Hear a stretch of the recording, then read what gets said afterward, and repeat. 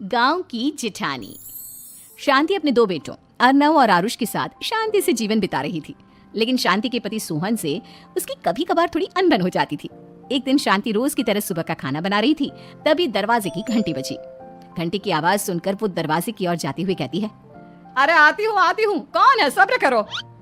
शांति दरवाजा खोलती है तो देखती है कि उसके जेठ मोहनदास सामने खड़े होते हैं। वो सक पकाकर अपना घूंघट करती है और पैर छूकर कहती है, आइए आइए जेठ जी।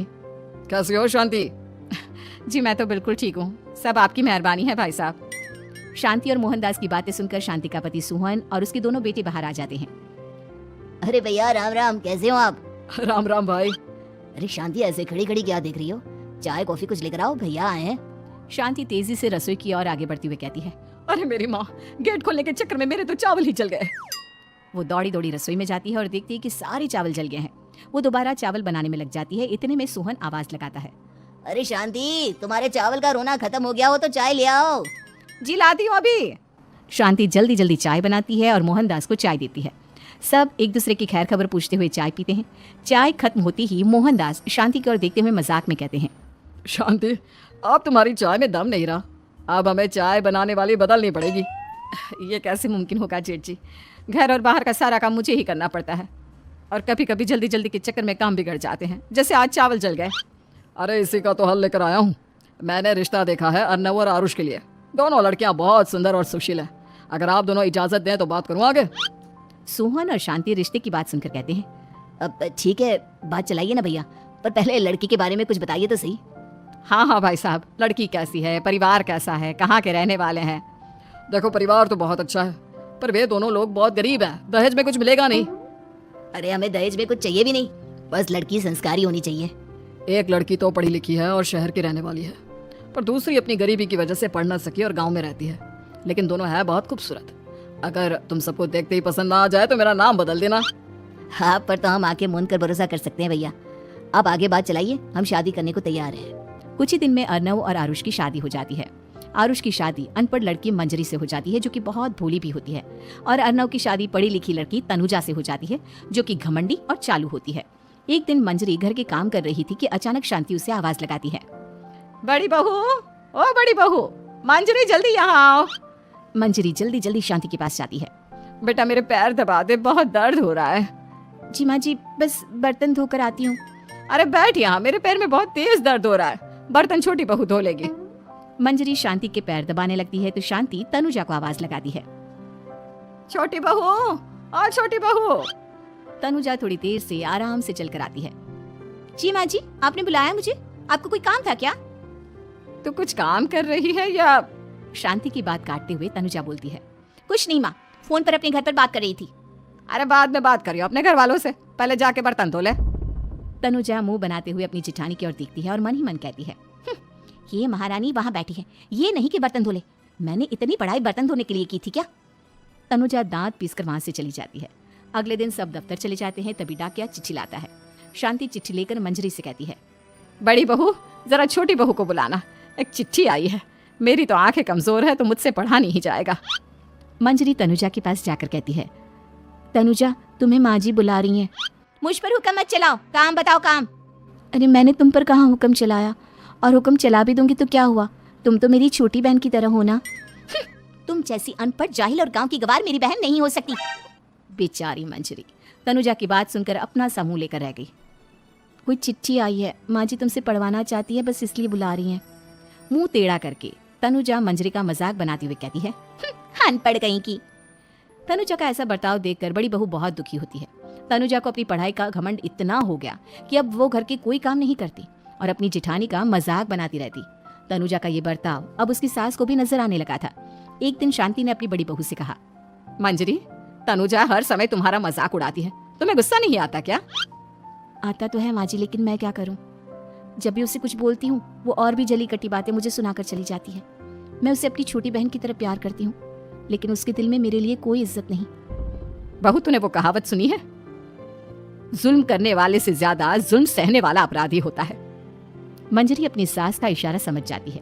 वो अपनी देवरानी को सबक सिखाने की ठान लेती है और एक दिन शांति अपनी दोनों बहुओं के साथ बैठी थी तो शांति अपनी बड़ी बहू से पूछती है, अरे बहू, शाम होने को है, कुछ सोचा है क्या बनेगा खाने में? माँ जी मेरे तो सर में बहुत दर्द है आज।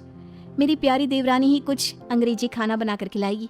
सुना है पढ़े लिखे लोग अंग्रेजी खाना बहुत अच्छा बनाते हैं, क्यों तनुजा? इतना कहकर मंजरी अपनी सास की ओर देखकर मुस्कुरा दी। तनुजा अपनी तारीफ सुनकर बहुत खुश हो गई। इतने में शांति कहती है, ये तो सच बात है छोटी बहू, ये तो मैंने भी सुना है। हम भी पक गए हैं बड़ी बहू के हाथ का खाना खा खा कर।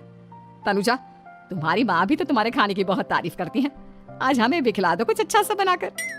शांति की बात सुनकर छोटी बहू और आसमान पर चढ़ गई, पर उसे ये कहाँ पता था कि उसकी सास और जेठानी उसे सबक सिखाना चाहती हैं। तनुजा अपनी तारीफ सुनकर खुश तो बहुत होती है, पर सोचने लगती है, मुझे तो कैसा भी खाना बनाना नहीं आता, अब मैं क्या करूंगी? अगर मैंने इनको सच बता दिया तो मेरी सारी इज्जत मिट्टी में मिल जाएगी। अरे छोटी बहू, क्या सोच रही हो? खिलाओगी ना अपने हाथ का अंग्रेजी खाना? छोटी बहू हाँ में सर हिला देती है। अचानक से उसके दिमाग में एक आइडिया आता है। मैं इंटरनेट से देखकर कुछ बना लेती हूँ, मेरी वाहवाही पूरे घर में हो जाएगी। मुझे कौन सा रोज रोज बनाना है। माँ जी आज आप सबको ऐसा खाना खिलाऊंगी कि। इतने में शांति छोटी बहू की टांग खींचते हुए कहती है कि पता नहीं कैसा खाना खिलाओगी, ए ऊपर वाले हमारी रक्षा करना। इतना बोलकर शांति और मंजरी दोनों जोर जोर से हंसने लगते हैं।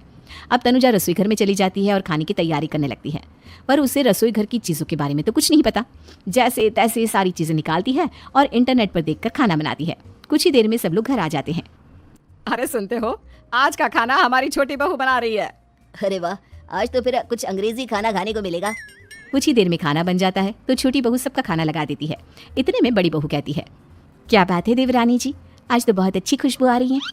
ये बात तो सही कही बड़ी बहू तूने, खुशबू तो अच्छी है, ऐसी खुशबू तो मेरे खाने में भी नहीं आती। सब मिलकर छोटी बहू की बहुत तारीफ करते हैं और छोटी बहू 7वें आसमान पर बैठ जाती है। अब सभी खाना खाते हैं। जल्दी जल्दी दो, अब तो मुंह में पानी आ रहा है। हाँ हाँ, मुझसे भी नहीं रुका जा रहा।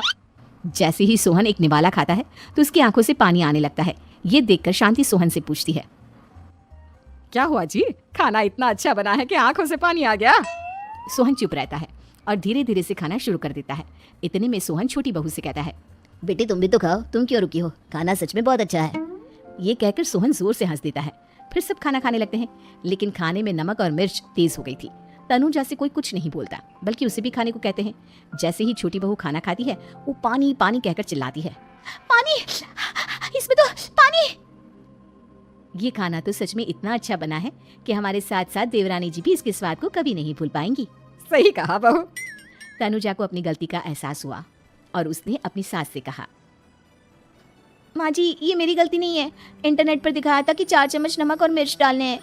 अब मंजरी को भी मौका मिल गया और उसने तनुजा पर तंज कसा, नाच न जाने आंगन टेढ़ा, हर जगह अपनी पढ़ाई दिखाती हो, दूसरों का मजाक उड़ाती हो। अब पता चला ना, हर चीज में पढ़ाई काम नहीं आती। और तुम तो शहर में रही हो, तुम्हें तो मुझसे भी अच्छा खाना बनाना आना चाहिए ना। बेटा, अगर तूने ठीक से सब सीखा होता तो आज तुझे शर्मिंदा नहीं होना पड़ता। बात शहर या गांव की नहीं होती। मंजरी गांव से आई है, लेकिन उसे घर का काम करना और खाना बनाना सब अच्छी तरह से आता है। तुम शहर में रही हो, तुमने ये सब क्यों नहीं सीखा? छोटी बहू सर नीचा कर सबसे माफी मांगती है और बहुत शर्मिंदा होती है। दीदी मुझे माफ कर दो, मैंने आपको बहुत बुरा भला कहा, पर आपने मुझे हमेशा ही माफ किया। आज मुझे अपनी गलती का एहसास हो गया है।